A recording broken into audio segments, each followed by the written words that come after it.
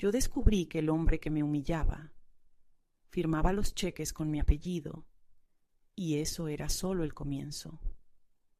El golpe de su voz resonó en toda la sala de juntas. «Estás despedida», dijo, sin levantar un centímetro el tono, pero con esa pausa calculada que convertía la frase en una ejecución pública. Las cabezas de mis compañeros giraron hacia mí como si asistieran a un accidente en cámara lenta. Alguien tosió. Otro bajó la vista al portátil. Yo me mantuve de pie, con la carpeta aún en la mano, intentando no aferrarme demasiado al cartón para que no notaran el temblor. «No necesito tu incompetencia aquí», añadió él, cruzando los brazos, como si quisiera subrayar que el espacio que ocupaba era suyo. Me tragué las palabras que amenazaban con escapar. Cada letra habría sido un disparo que delataría mi verdadera identidad, y aún no era el momento. La puerta de vidrio se cerró detrás de mí, con un sonido que pareció sellar algo más que mi salida. En el pasillo, los pasos me resonaban como tambores de guerra en un desfile al que no me habían invitado. Pasé frente al mural con las fotos históricas de la empresa. Mi padre estrechando manos, sonriendo, inaugurando plantas de producción. El cristal sobre la imagen tenía una grieta fina, como una cicatriz. Me pregunté si él habría sentido algo parecido a lo que yo sentía ahora, la traición ardiendo bajo la piel. Al cruzar la zona de diseño, escuché murmullos. «¿Qué pasó?», preguntó alguien. «No sé. Creo que la echaron», respondió una voz más baja. No me detuve. Ni siquiera giré la cabeza. El aire allí dentro estaba cargado de esa mezcla de miedo y morbo que sigue a una ejecución pública. En la recepción, Marta, la secretaria, me lanzó una mirada de esas que son mitad lástima, mitad advertencia. «Lo siento», susurró. Solo asentí. Afuera, el sol me golpeó como un reflector en un interrogatorio. La calle estaba llena de gente que no sabía nada de la guerra que acababa de empezar. Un repartidor pasó en bicicleta, riendo al teléfono. Un niño soltó un globo que se perdió entre los edificios. Me detuve en la esquina sin saber a dónde ir. La idea inicial era quedarme dentro 6 meses más, observar, documentar, entender hasta el último engranaje de cómo funcionaba o dejaba de funcionar la empresa. Pero esa humillación pública acababa de mover todas las piezas antes de tiempo. El zumbido de mi teléfono me sacó del trance. Era un mensaje de Laura, mi abogada de confianza. «¿Todo bien?», preguntaba. Miré el texto y mis dedos se movieron solos. «No, tenemos que hablar, hoy». Guardé el móvil y comencé a caminar sin rumbo fijo, pero con la cabeza llena de imágenes. La sala de juntas, las miradas que se esquivaban, el gesto de satisfacción apenas contenido en el rostro del director general. No sabía si me dolía más su desprecio o el hecho de que, mientras yo jugaba a pasar desapercibida, él estaba destrozando lo que mi familia había construido. Pasé frente a una cafetería y vi mi reflejo en el cristal. El traje oscuro, el cabello recogido, la carpeta todavía en la mano. Parecía una empleada cualquiera recién despedida. Nadie podría adivinar que, legalmente, aquel edificio me pertenecía. Me apoyé contra la pared. Cerré los ojos un instante y respiré hondo. No era momento de sentir. Era momento de pensar. Me encontré repitiendo en silencio la frase que había escuchado de mi padre cuando era niña, después de que un socio intentara estafarlo. No siempre ganas levantando la voz.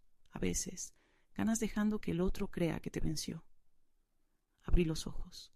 El ruido de la calle parecía más distante. La pregunta se formó sola, pesada, inevitable. ¿Cuándo empezó todo a desmoronarse? Las primeras horas después de aquel despido fueron como caminar dentro de una niebla espesa. No actuaba, solo miraba, escuchaba, tratando de encajar piezas que aún no entendía. Al día siguiente, volví a la empresa. No entré, claro. Me quedé en la acera de enfrente, con un café que se enfriaba en mi mano, observando el ir y venir de empleados. A las 9:15 exactas, él apareció. Traje gris, corbata oscura, sonrisa cortada para saludar a un par de ejecutivos. Detrás de él, una mujer joven llevaba una carpeta azul que reconocí al instante. Era el informe de seguridad industrial que yo había revisado hacía semanas. Lo sujetaba como si fuera un simple trámite, pero sabía que en esas páginas había irregularidades graves que podían detener toda una línea de producción. Mi primer impulso fue cruzar la calle y arrancárselo de las manos. Pero me quedé quieta. Si algo había aprendido en estos meses, era que la precipitación se paga caro. Mientras observaba, un recuerdo me golpeó con la misma precisión que un martillo. Era de hacía 3 meses, una tarde cualquiera. Yo estaba en la planta de ensamblaje hablando con Manuel, un supervisor de confianza. Él miró a ambos lados antes de acercarse. «Están reduciendo los controles de calidad», susurró. «Dicen que es para ahorrar tiempo, pero tú y yo sabemos lo que significa». Yo fingí tomar nota como una asistente más, pero por dentro sentí un frío seco. Aquello no era una simple mala decisión. Era poner en riesgo la reputación construida en décadas. Sacudí el recuerdo y volví al presente. Vi cómo el director general subía a un coche negro y desaparecía entre el tráfico. El flujo de empleados siguió, con las mismas expresiones tensas que había visto ayer en la sala de juntas. Caminé hacia la parte trasera del edificio. Desde allí se veía la terraza de fumadores. 2 gerentes hablaban bajo, mirando sus teléfonos. «Dicen que el cierre del centro de investigación es inminente», comentó uno. «Sí, y que lo van a vender por piezas», respondió el otro, encogiéndose de hombros. «Total, ya no nos sirve». Me aparté antes de que pudieran notar mi presencia. El centro de investigación. Mi padre lo había inaugurado como corazón de la innovación de la empresa. Venderlo era como arrancar el alma a todo lo que habíamos construido. Esa tarde, en casa, extendí sobre la mesa todo el material que había reunido: correos impresos, fotos, copias de informes, anotaciones a mano. Cada documento era una señal, pero todavía no formaban un mapa claro. Parte de mí quería ignorarlo todo, desaparecer unos meses, dejar que la tormenta arrasara y luego reconstruir sobre las ruinas.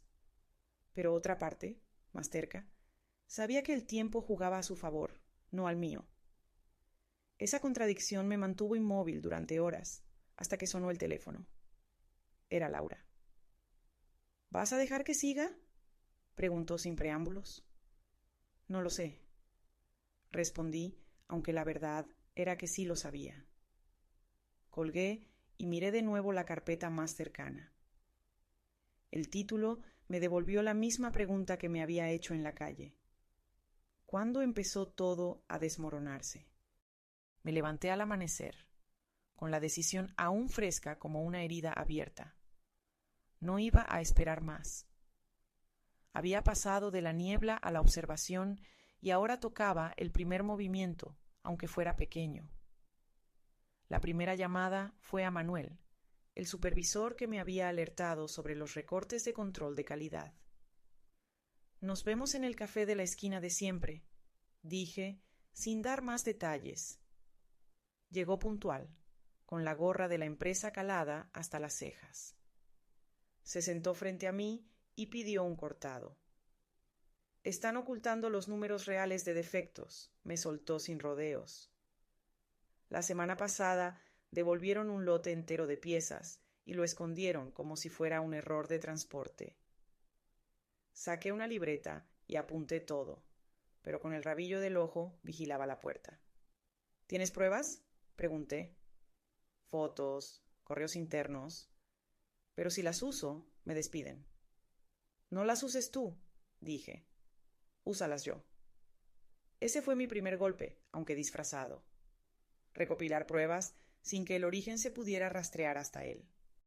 Salí del café con una carpeta nueva en mi bolso. La guardé como si llevara dinamita.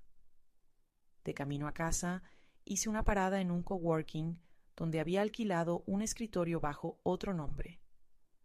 Allí conecté mi portátil y comencé a revisar cada archivo. En las fotos se veían piezas defectuosas, informes manipulados, firmas falsificadas. Una de ellas era particularmente comprometedora, la del propio director general aprobando la distribución de un lote que el departamento técnico había marcado como inseguro. Mientras analizaba todo, pensé en cómo había llegado hasta aquí. Recordé la primera reunión con él, poco después de contratarlo como CEO. Mi traje negro, su sonrisa medida, la promesa de modernizar sin perder esencia. Yo había aceptado, agotada por la muerte de mi padre y convencida de que necesitaba distancia para ver la empresa con claridad. ¡Qué ironía! Esa distancia le dio a él todo el espacio que necesitaba para envenenar cada rincón. A mediodía llamé a Laura. «Tengo algo», le dije. «Necesito que lo revises y me digas si puede sostenerse en una reunión del consejo. ¿Quieres ir a por él ya?» «No todavía. Quiero que crea que sigue ganando». Pasé la tarde planeando el siguiente paso. El segundo golpe sería más visible. Esa noche, en un foro interno de empleados al que aún tenía acceso, publiqué de forma anónima un mensaje alertando sobre los riesgos de reducir controles. No acusaba a nadie directamente, pero usé datos de los informes que tenía. Sabía que el mensaje se difundiría rápido y llegaría a sus oídos. A la mañana siguiente recibí un correo de un remitente desconocido. «Sé quién eres. Quiero ayudarte. Mañana, 8:00, entrada sur». El mensaje no tenía firma. Dudé en responder, pero decidí no hacerlo. Si era una trampa, ir sin aviso me daría ventaja. Si era real, podía ser la pieza que me faltaba. Esa noche apenas dormí. Me levanté antes de que sonara el despertador y me encontré frente al espejo, ajustando el cuello de la camisa. Ya no me veía como la empleada humillada de la semana pasada. Había algo nuevo en mis ojos: cálculo. En el trayecto hacia la empresa, repetí mentalmente la secuencia: llegar, observar, recibir la información y desaparecer sin levantar sospechas. Era mi versión de una ofensiva silenciosa.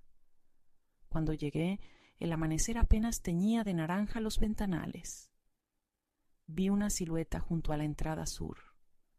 Un hombre alto, con chaqueta oscura y un sobre en la mano.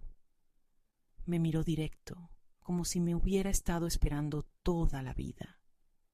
«Esto no puede salir de aquí», dijo, entregándome el sobre sin más. «¿Qué es?», pregunté. La prueba de que él no solo miente, también roba. Supe en ese instante que mi papel ya no era solo recuperar lo que me pertenecía. Era detener algo mucho más grande. Abrí el sobre en el mismo callejón, con las manos protegidas por el bolso para que ninguna cámara captara el contenido. Dentro había copias de transferencias bancarias, sumas millonarias movidas desde cuentas de la empresa hacia sociedades desconocidas en paraísos fiscales. Las firmas en los documentos eran inconfundibles. Guardé todo y me fui sin mirar atrás. Pero el golpe que planeaba dar esa semana se desmoronó antes de empezar. 2 días después recibí una citación interna. Reunión obligatoria. Dirección general. Sala magna. No era una invitación, era una trampa. Entré en la sala. El director general estaba de pie, con los brazos abiertos como un presentador de televisión. A su lado, una pantalla mostraba gráficos y cifras alteradas que narraban una mentira perfecta. «Quiero que todos vean esto», dijo, sonriendo hacia los presentes. «Aquí está la prueba de cómo algunos empleados están filtrando información sensible, dañando nuestra reputación». Y entonces proyectó un correo firmado con mi alias en la empresa, como si yo hubiera enviado datos confidenciales a un medio de comunicación.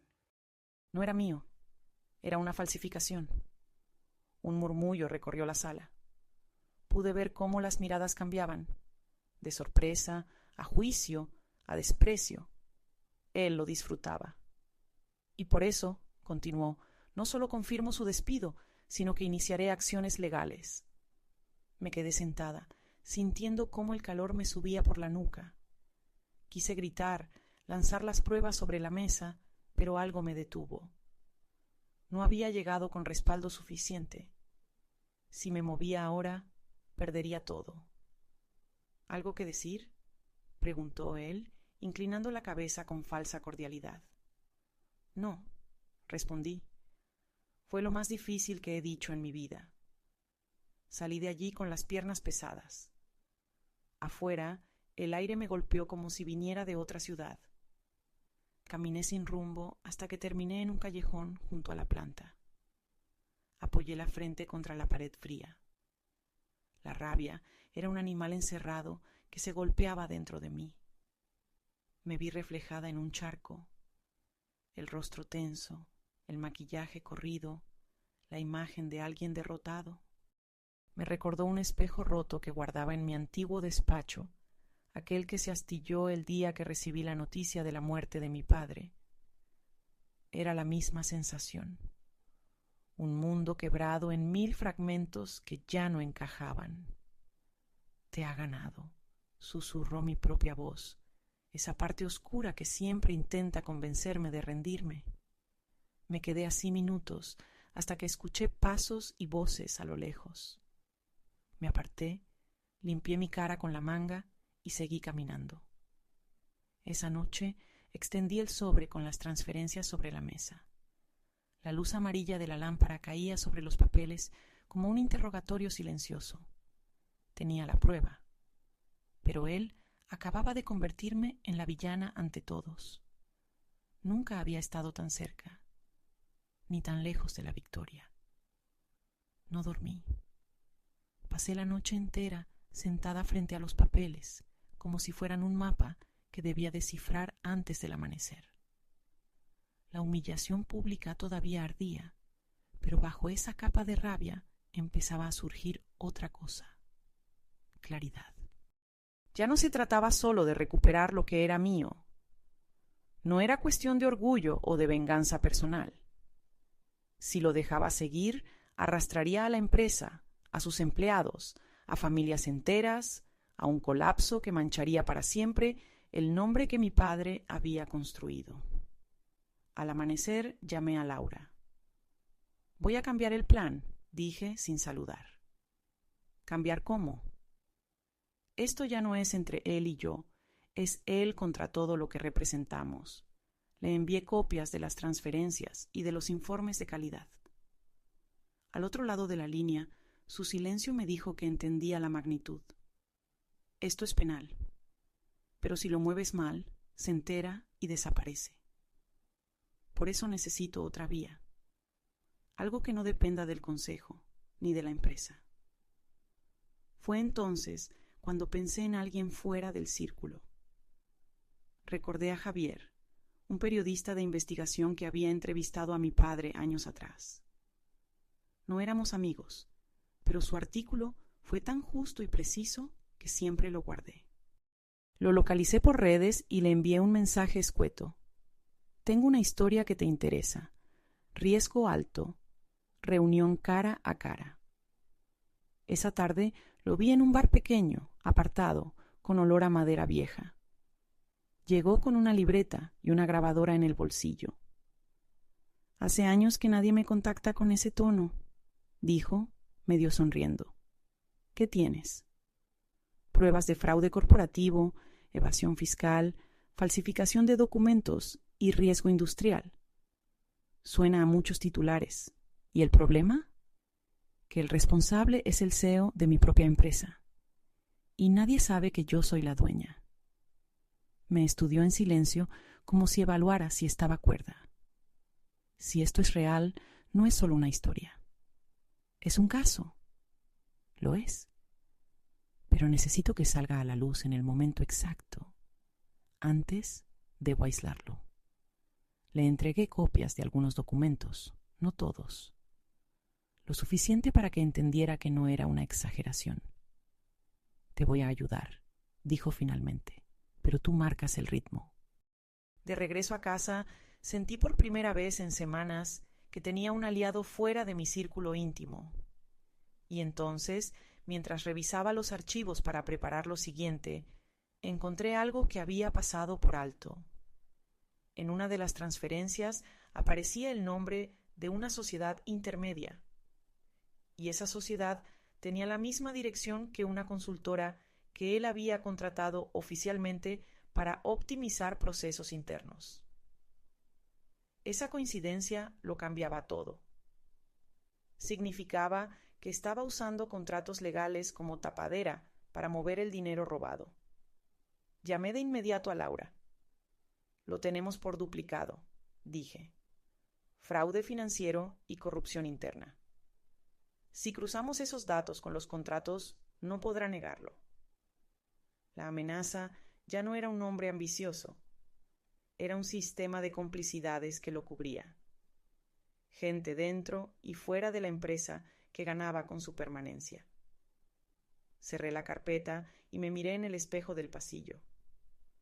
No vi a una heredera en retirada ni a una empleada expulsada. Vi a alguien que estaba entrando en un campo de batalla mucho más grande. Y por primera vez supe que no iba a salir de él hasta que todo estuviera terminado. La semana siguiente fue una coreografía calculada. Nada de movimientos bruscos, nada que pudiera delatar que ya tenía el cuchillo en la mano. El primer paso fue volver a entrar en su radar, pero no como enemiga, sino como un fantasma que él creía haber expulsado. Para eso necesitaba una escena pública. Acepté la invitación de un grupo de antiguos compañeros a una cena en un restaurante cercano a la sede. Sabía que él estaría allí. El lugar era su escenario habitual para cerrar tratos. La sala estaba llena. Las mesas vestidas con manteles blancos y copas que brillaban bajo la luz cálida. Llegué con una sonrisa que no sentía y un vestido rojo que decía «No me he hundido». A los pocos minutos lo vi, sentado con dos inversores, copa de vino en mano, contando algo que provocó risas forzadas. Pasé cerca de su mesa como si fuera casualidad. «Buenas noches», dije, con voz neutra. Él arqueó una ceja. «Veo que todavía tienes apetito», comentó, apenas disimulando la burla. «¿Y tú? Todavía tiempo para beber caro con dinero ajeno». No esperé respuesta. Solo avancé hacia mi mesa. Fue suficiente para que su sonrisa se tensara. Había plantado la semilla de la incomodidad delante de sus invitados. El segundo paso fue con Javier. Nos encontramos en un aparcamiento subterráneo para intercambiar información. Él me entregó una memoria USB con material que había recopilado sobre las sociedades pantalla vinculadas a la consultora. «Tienes razón», dijo. «Hay más nombres implicados, incluso uno del Consejo de Administración». Ese dato me heló. No bastaba con derribar al CEO. Si el Consejo estaba infiltrado, el enemigo era más profundo. Decidimos dividir el trabajo. Él se encargaría de seguir la pista del dinero en el extranjero. Yo de conseguir pruebas internas que vincularan a esos consejeros con las decisiones ilegales.